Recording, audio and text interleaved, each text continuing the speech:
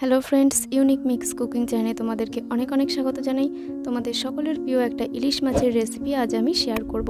ইলিশ মাছের এই রেসিপিটা কিন্তু গরম গরম ভাতের সাথে খেতে দারুণ লাগে, আর এটা তৈরি করা খুবই সহজ। খুব কম সময়ের মধ্যেই তোমরা এই রেসিপিটা বানিয়ে নিতে পারবে। তাহলে বন্ধুরা, তোমরা ভিডিওটা পুরোপুরি দেখতে থাকো। আর তুমি যদি এই চ্যানেলের নতুন বন্ধু হয়ে থাকো তাহলে চ্যানেলটিকে সাবস্ক্রাইব করার অনুরোধ রইল। এখানে আমি 500 গ্রাম ইলিশ মাছ নিয়ে নিয়েছি। মাছটাকে খুব ভালোভাবে লবণ আর হলুদ মাখিয়ে নেব।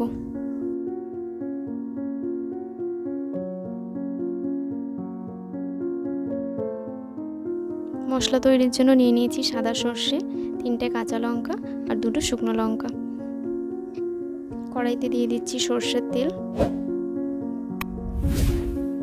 তেলটা একটু ভালো করে গরম করে নেব। তেলটা গরম হয়ে গেছে, এবার এর মধ্যে দিয়ে দিচ্ছি হাফ টিস্পুন কালো জিরে, একটা শুকনো লঙ্কা দিয়ে দিচ্ছি, এবার দিয়ে দিলাম 2টো তেজপাতা। ফোড়নটা একটু নেড়ে চেড়ে ভাজা ভাজা করে নেব। এবার এর মধ্যে দিয়ে দিচ্ছি পেস্ট করে রাখা মশলাটা দিয়ে এবার একটু ভালো করে নেড়ে চেড়ে এবার দিয়ে দিচ্ছি লবণ আর দিয়ে দিচ্ছি হলুদ গুঁড়ো।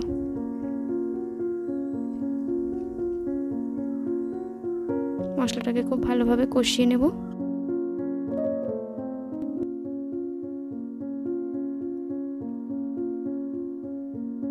এখানে মশলা থেকে আমার তেল ছেড়ে এসেছে, এবার সামান্য জল দিয়ে দিচ্ছি।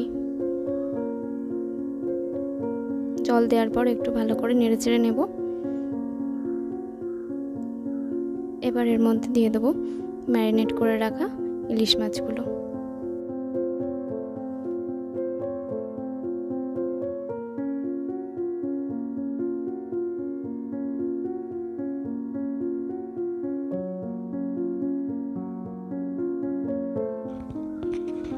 মশলা দিয়ে এবার মাছটাকে একটু ভালোভাবে মিশিয়ে নেব। এখানে মাছটাকে মশলার সঙ্গে একটু কিছুক্ষণ আমি ভাজা ভাজা করে নেব। এখানে মশলা থেকে আমার তেলটা ছেড়ে এসেছে আর মাছটাও প্রায় একটু ভাজা ভাজা হয়ে এসেছে। এবার আমি এর মধ্যে সামান্য জল দিয়ে দিচ্ছি।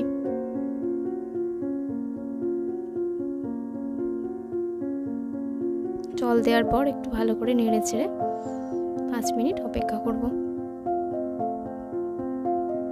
এখানে ঝোলটা আমার ফুটতে শুরু করেছে। সর্ষে ইলিশের এই রেসিপিটা আমার পুরো তৈরি হয়ে গেছে। এবার আমি একটা পাত্রে পরিবেশন করে দিচ্ছি।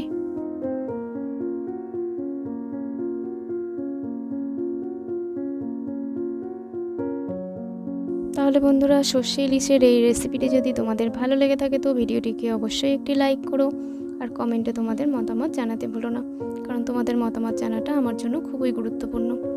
আর এইরকম নিত্য নতুন রেসিপি পেতে আমার চ্যানেলটির সঙ্গে থেকো। তাহলে বন্ধুরা, আবারও দেখা হচ্ছে এরকম নিত্য নতুন কোনো রেসিপি নিয়ে। ততক্ষণ সবাই ভালো থেকো, সুস্থ থেকো।